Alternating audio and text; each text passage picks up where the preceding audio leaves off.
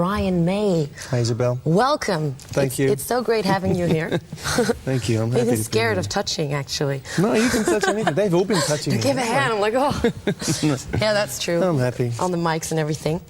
So you got a new album out, new single out. Yes. It's been a while, though, since you... It's been a long time, yeah. Especially for me personally. I mean, there has been various bits of Queen activity, which really now is kind of a sideline, you know, because I am me, you know, and we have to be, you know. Queen was something very special and I'm proud of it, but you can't be Queen without Freddie. Oh, true. You know, so I've been really involved in this project for the last 6 years, which is a long time. Yeah, wow. on and off. You know, there's been a lot of other stuff, but this project has been taking shape for that amount of time, so I'm excited.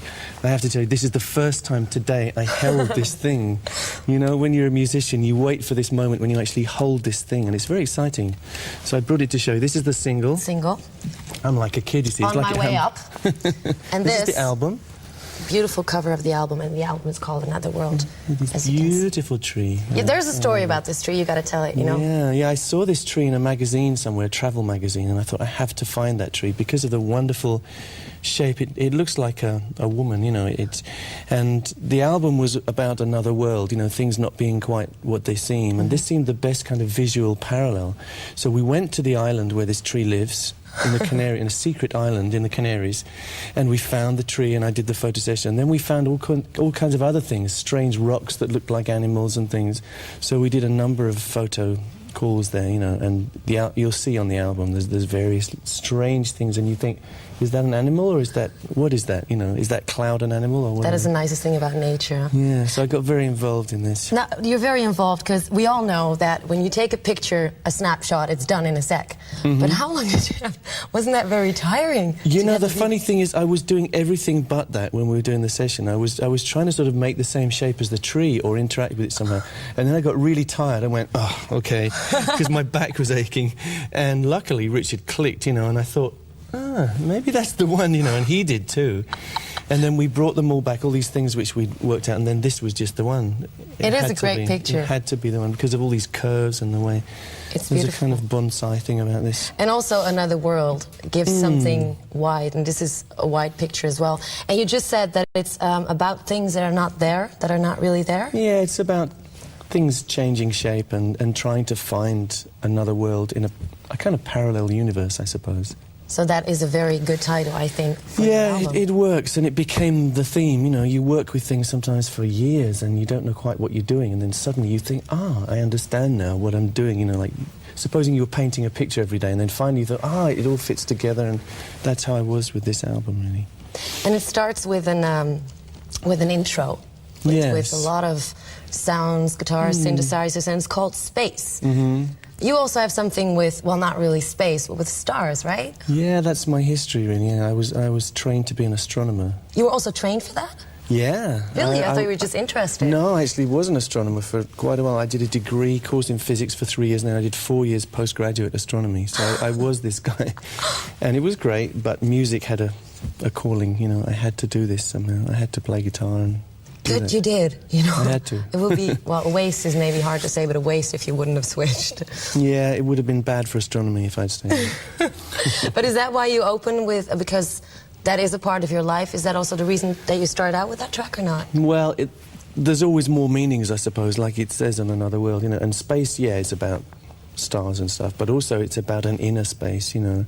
And I got the idea for the track from a guy who was doing therapy with me.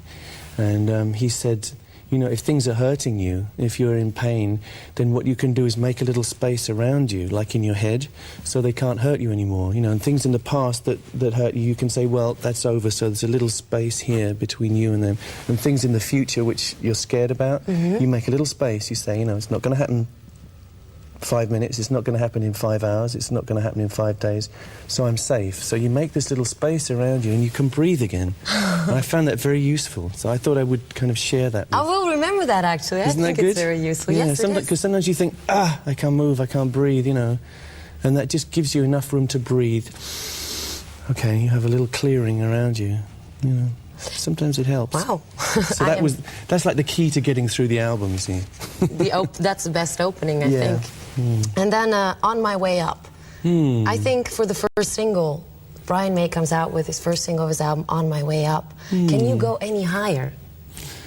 Well, my life is like this, you know, so it may not, you never know whether you're going like this or like that, you know, but at the time, all you care about is that you can find a place where you're moving up, and that's the best feeling, isn't it? You know, it sometimes doesn't matter how high you are, it's your direction that matters. Yeah, well, they say, like, you have to go down before you know that you went up. Yeah, the song is kind of like that, you know, because it's kind of an optimistic song, but it's like someone's going, well, I'm going to be optimistic no matter what happens, you know, it's that kind of feeling. Just held on to it.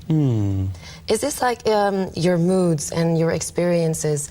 Do you think without all that you've been through in the past, you could not have made this album? Yeah, it wouldn't have been this album, it would have been a different album, I'm sure, yeah. Because it goes very, I think it's a very personal album. It is, yeah. I suppose all my stuff is very personal, but the conscious decision I made was to try and interact with the outside world for this album, you know, so it is very personal. Everything is about what's in the mind, really. But I worked with lots of people, and I got lots of triggers from great people with great ideas, and I think that's why this is a better album than what I've done before, really. And there is a lot of tributes to the people that inspired you on there. Yeah. Like, to who, for example? Like, who are your... Well, Jimi Hendrix is one. Jimi Hendrix. There's a little-known track there which I covered, which is actually a dream, and I was intrigued by dreams. Some of my songs have been inspired by dreams. Really? And this song, which Jimmy wrote, I know was a real dream. You know, he saw this vision, and it really sends shivers up my spine. And I used his words and his phrasing exactly, but sort of changed some of the music. So Jimi Hendrix is a big part of my, you know, he's God for us, still, you know. And then there's a song by Mott the Hoople. And Mott the Hoople was a very kind of legendary touring band in our day, and Queen supported Mott the Hoople. It's the only time we supported anyone, actually, and we were just young boys thinking that we knew it all, you know. We went out with Mott the Hoople, who were a very experienced rock and roll unit, and suddenly the world exploded. It was like, I mean, that tour was madness beyond compare, and so the song is a kind of an encapsulation of that feeling, and it became part of my life, you know. I became a rock and roll sort of animal in some way. I mean, there isn't really a stereotype, but, you know, you become involved in this world of rock music and you can never get out, you know. No. It just absorbs you, and that's it for you, you know. That's what I found. It's something you have to do. I think it's something you're born with. I love it. I consider it a privilege to be in it. It's great. Aren't you a little bit nervous as well about this album coming out? Because there's a lot of people that are going to say, Brian May, after Queen, you know, let's just tear every little piece about the album apart and listen to it. Yeah. Well, in some ways it's an advantage, because at least people very often will give it one listen because they've heard who I am or something. In some ways it's a disadvantage because people have preconceived ideas and they think, oh, he must be successful, maybe he's just coasting, you know, maybe he doesn't care anymore or something. But, so you have to kind of work your way through the prejudice in both directions, you know? And, but I'm just somebody who believes in what I'm doing. I've spent a long time doing this, and I wouldn't put it out until I felt like I had something to say. This is it. You know, yeah. So this is it, and I'm proud of it. And Did you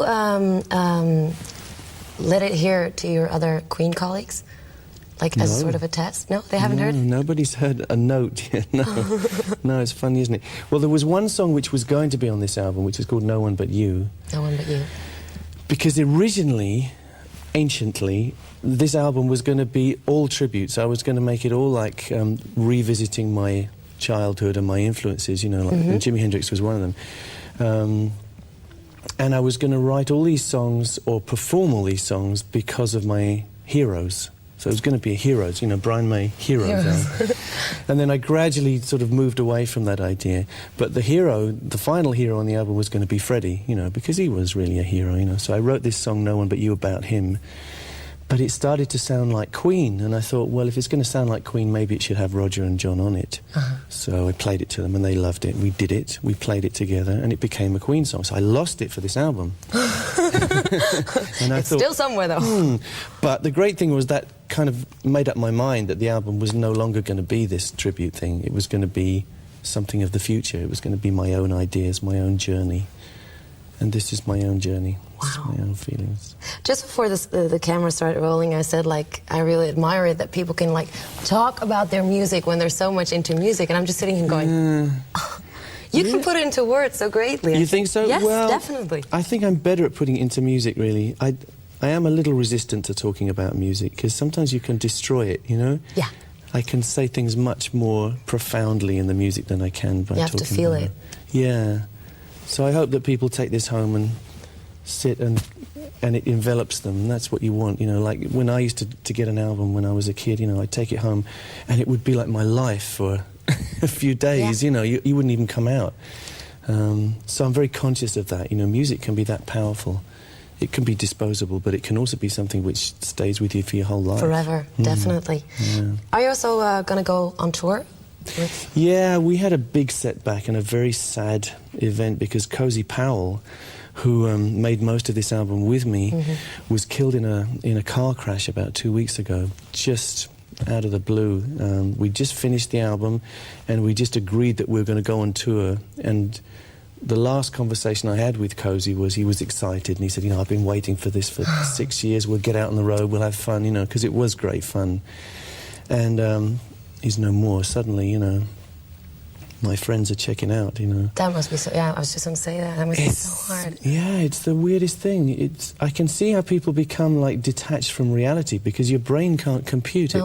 You know, I can't believe that he wouldn't walk in here and go, oh, I'm fine, it was only a joke, you know, because that's the kind of guy he was. He was very funny, and it's not the kind of guy who you think can die, you know.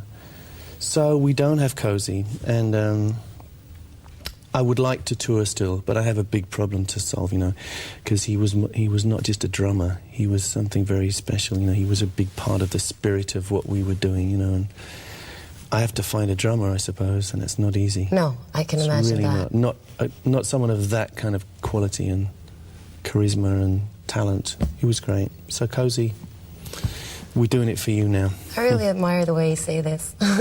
Well, you know, I do. Like, I don't think that's an easy thing, and especially... Yeah. And the way you handle it, like, I don't know you that well, but the way I see you talking about it now, I think it's pretty... Yeah. Well, in different circumstances, you handle it different ways. You know, in private, you have a good cry, you know, and then... Yeah. But then somehow life has to go on, and you have to do it in the right way. Show must go on, someone said, huh? Yeah. I've actually done a remix of one of the tracks on this album for Cozy, because it's very full of drums. The first big track on this album is called Business. So in England we're going to put that out as a tribute to Cozy. I was going to do it in Europe. Maybe we can do it here later. But this single was already kind of on its way out in Europe, so we couldn't change it. But we have a special Cozy, a rock-on Cozy mix of Business. So maybe in Holland after this I would we'll if put I were that you. out. Yeah, I think we should.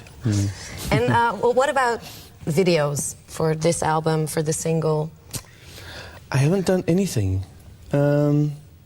I actually find videos very difficult because, except in rare, you know, there are some great videos. There's probably about half a dozen what I would call great videos that add to your kind of perception of a song, but a lot of them for me become an image which spoils your own internal image of a song. You know, I've always had a problem with that. So I've been nervous about making videos for this album because it is something very much in the mind.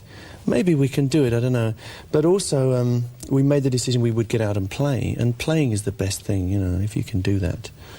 And hopefully we can do that, you know, we're supposed to be musicians. Oh, we're supposed to be musicians, come on. Yeah, well, you know, people forget. I forget too, you know. And I have a mountain to climb also because I haven't done it for 6 years. You know, I've played with people on stage sometimes. But not in a spotlight like that. Yeah, that's right. I mean, it's a big thing, and it's a big challenge. I can imagine Especially singing, because I can play guitar all day, and I love playing guitar. But everything on this album I've sung because I believe I should, because it's my ideas and it's my feelings, you know. And it's one thing in the studio, because you can do it in bits, you know, you can come back each day and make sure you get it right, you know. But on stage you get one chance, and you have to be so fit to sing at this sort of... I mean, this is very kind of impassioned music, most of it, you know. It's not singing like Bing Crosby. I have nothing against Bing Crosby, but, you know, this is all very kind of... From inside. Yeah, most of this I'm stretching myself to the limit. So to do that for 2 hours on stage at night is tough, really tough, you know. Singing is like the most athletic thing in the world to do. I can imagine that, especially when there's so much emotions and feelings. Like, just singing a song, like you said, is perhaps easier. Yeah, and you have to be fit. And I now know why Freddie would never go out after a show, you know. He would never drink, he would wouldn't smoke, he wouldn't speak, because he had to keep his voice in trim, you know. And if I'm on tour, I have to be the same now, which is tough, you know. You can't play so hard. That must be hard. You can work hard, yeah. Do you have like singing lessons then as well, just to train that, if you would? No, or? I did have a couple of sessions with a singing teacher a few years ago, which was good, and it made me think about breathing and stuff and looking after the voice. But mainly, it's just the way I feel. The way it comes out emotionally. And if you would go out on stage, you can perhaps take somebody with you to do that. You know, like, because Brian May will also look at your... Yeah, I could take a singer. Perhaps, like... Yeah, I could do. Because it's a combination. Like, Brian May on the stage with his guitar, like... I don't want to do that anymore, though. You know, if I haven't got Freddie, I don't want anyone else, really. No. And I did that for 10 years, well, 20 years of my life. Maybe more. I don't know. And it's great, but, you know, now I have the opportunity to put the songs across personally and make that contact with an audience. It's incredible. It's like an eye-to-eye thing, you know. And I sort of became addicted to it on the last tour. It's incredible. You know, it's difficult. But it's you get something back for it as well. It's incredible, yeah. It's an amazing feeling. Probably hypes you up all the way. And what about doing writing, producing for other artists? Is that something that you want to do? I've done some of it. I've produced a few albums for other people. But I find the commitment is so huge. You know, you have to spend realistically 9 months of your life to make a good album, whether it's your own or someone else's.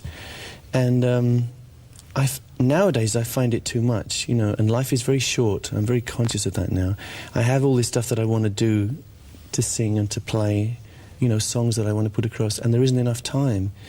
So unless there's a miracle, you know, and something comes along where I'm absolutely blown away and I have to produce this artist, I don't want to do it anymore. I like doing my own things, you know. That's what I'm here to do, I think. And it takes up a lot of your time. It takes all the time. How long did it actually, did you record it in parts, this album? Or did you, once you go in the studio, you record an album? No, it used to be that way. We used to record an album in 3 weeks or something.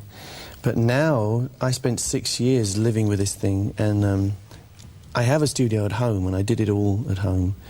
And I suppose that's a luxury, you know, but it means you can just go in when you really feel like you've got something to say or to play. And it also means you can throw stuff away, you know. Like if you decide to make an album in 3 weeks, you're stuck with it, you know. You make it and you put it out.